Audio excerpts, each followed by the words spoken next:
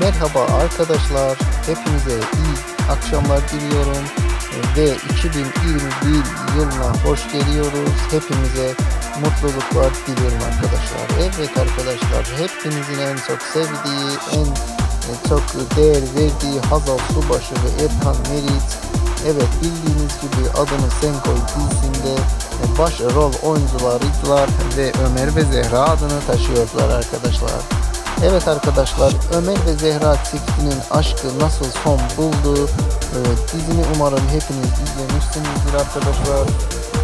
Evet arkadaşlar, Ömer ve Zehra çifti orada aşklarını yaşadılar ve son halde dizi bittiğinde onların mutlulukla ayrılmalarını hepiniz izlediniz arkadaşlar. Evet arkadaşlar, şimdi ise Erkan Meriç pandemi nedeniyle bazı sebeplerden ekranlara pek çıkamadı, pek ekranlarda görünmedi. Evet arkadaşlar, ama Savaşçı dizisine